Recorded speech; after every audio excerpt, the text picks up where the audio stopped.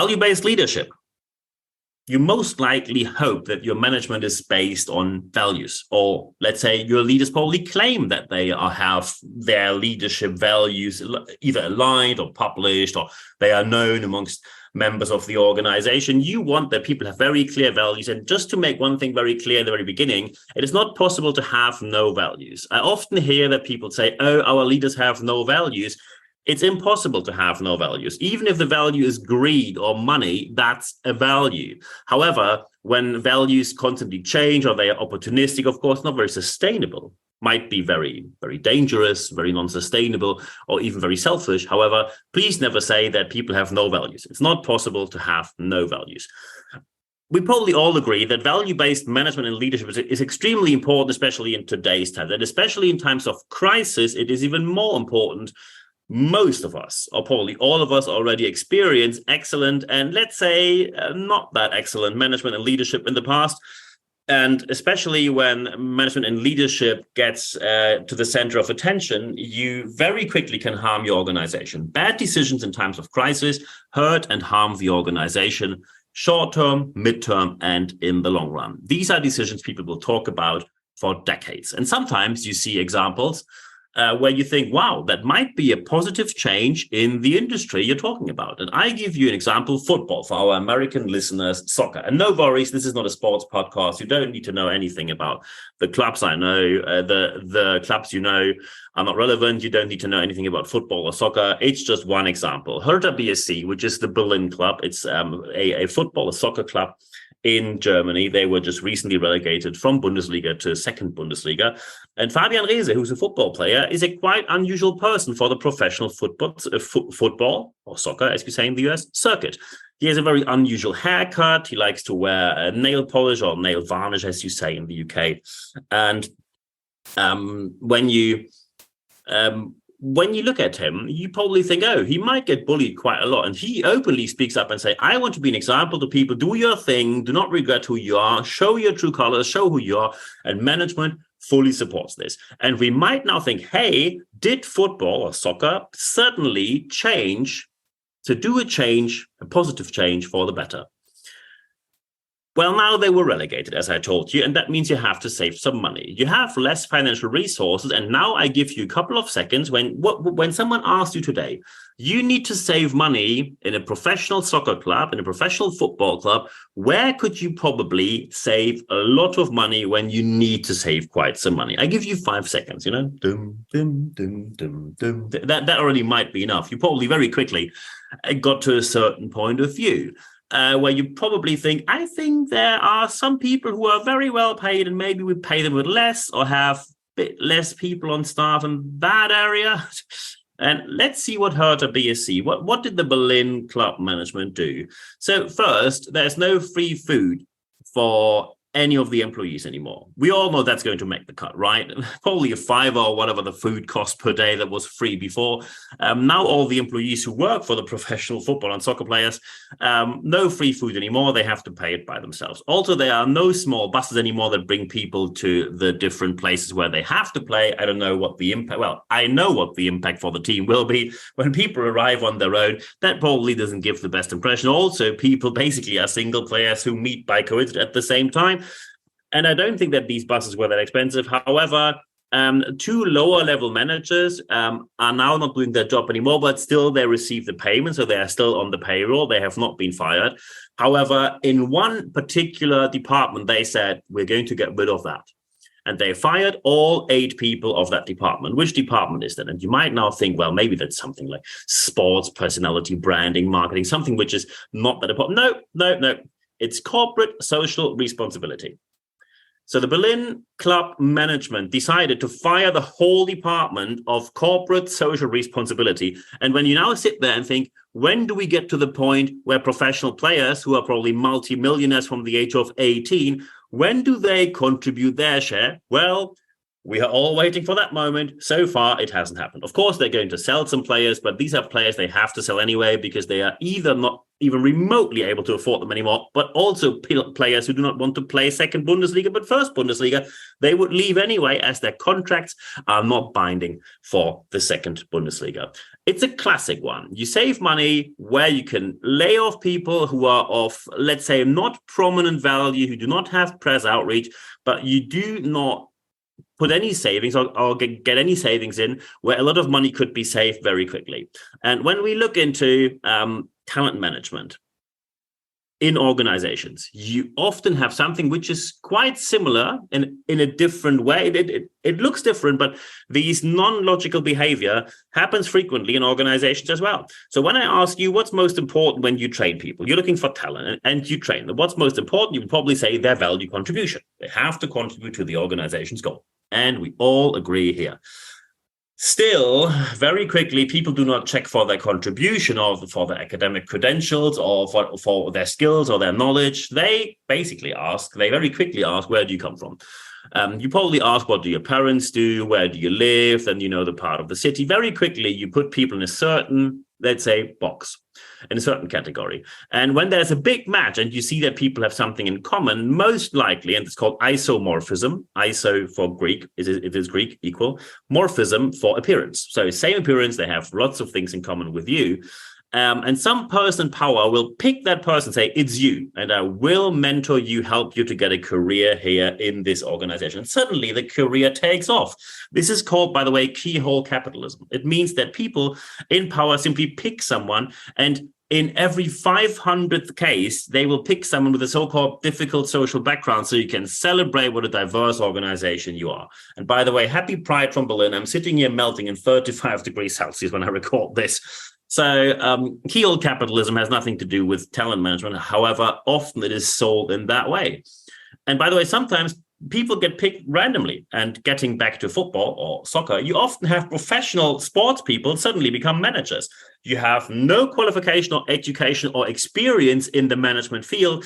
And from absolutely nowhere playing the game, you get into 300 million euros or dollars budgets or British pound and 400 people working for you. And surprise, surprise, you might not do that well. By the way, this would never happen in organizations. They are not that bad. You will not make your trainee the next CEO or manager.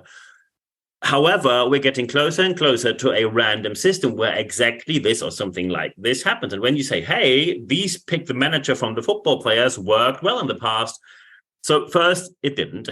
Second, it worked well in some case because some people had a certain talent. They read a lot of books, read a lot of information. However, there was way less complexity than today. There's also way less transparency. There was way less transparency in place back in the day, so we don't really know what happened there. And also, there were a lot less direct consequences if you do something wrong. You cannot lead any organization sustainably when you say we have an N=1 leadership on a guru basis in place, where the sales guru or the sales rock star suddenly wants to save the organization. This is not a strategic or substantiated approach to run any kind of organization. I give you another example, and this is an example which probably you will see in some organizations, also in the English-speaking world very soon, because often people, when it comes to education, say, do what the Germans do, because Germany is great in education. They have these vocational training in place for a couple of years, and then normally someone starts to ramble about engineering and how great German education is. And we have a so-called dual system where some people go to university at the same time they work. It's normally 3 months work, 3 months university, instead of just going to university and after that starting to work. And we have a case of a construction company where they called these people and they hired people who both had A-levels. They hired people who had their A-levels. Either they went for vocational training and then they were trainees. And when they went for the dual study system, so going to university and going to the vocational training at the same time, they called them premium trainees.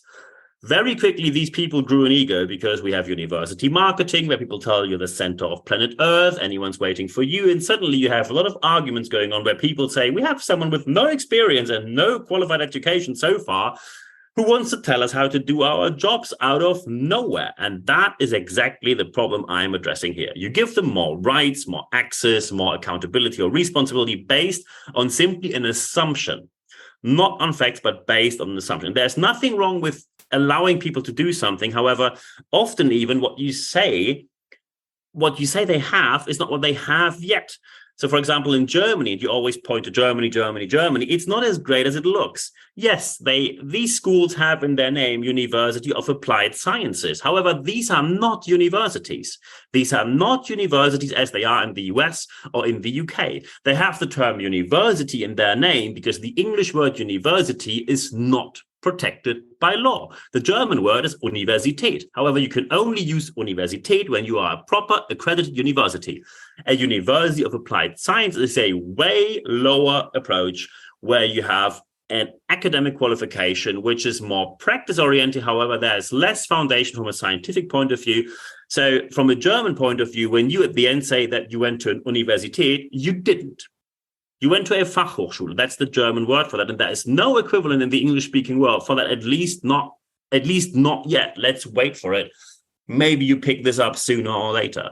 So you teach people to basically pretend that they have something they do not, and you assume that they have skills they do not have yet. And again, it's not wrong to give people chances or to allow people to try something. However, do not treat them like the next heroes of your organization, while at the same time, people who are with you for 5, 10, 15 years suddenly get ignored by someone with way less experience and no education in the field, at least no education yet. And by the way, when we look into the bachelor quota we have at the moment, it is questionable what kind of quality comes out of that at the end. We will see in 5 to 10 years' time. As soon as we have this, when you have these kind of premium trainees, you have to look, do we have any kind of arbitrary aspects in our system of training? Because as soon as you have arbitrary factors, you will lose the social legitimization of your management. So how can you do better?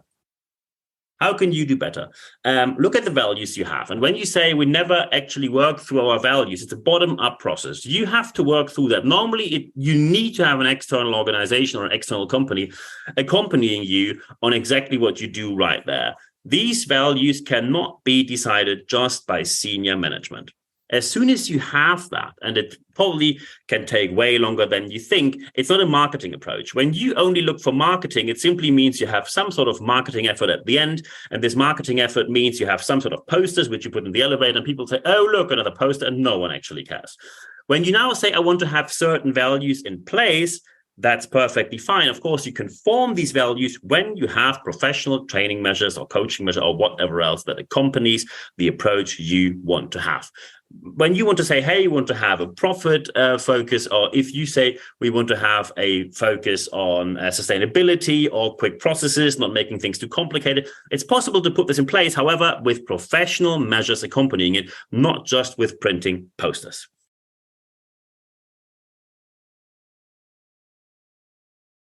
And when suddenly a situation emerges where people say that's a moment of crisis, the first question they will ask is, what did your managers contribute? And when then you have a long-standing history where people see, oh, this is what the leaders contributed, then they will accept whatever they have to contribute as well. However, when you again say we're a value-based company, and at the same time your managers or senior executives didn't contribute anything, while at the same time you expect them to contribute, that is not going to work. So the first contribution always comes from management and executives. Afterwards, you can ask employees to contribute whatever you expect them to contribute. And of course, there's more about this. If you'd like to contact me, because probably you have some questions about this, nb@nb-networks.com. Just email me and then we take it from there.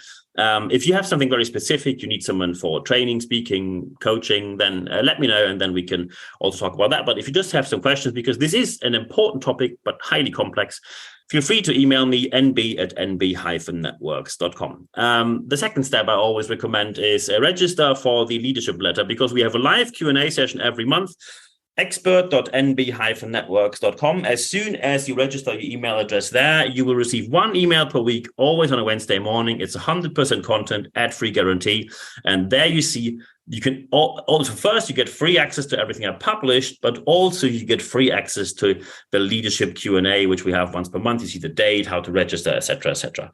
But the third step is the most important one. Apply what you heard in this podcast, because only when you apply what you heard, you will see the positive changes in your organization, in your organization that you probably want to see, because otherwise you wouldn't listen to this podcast.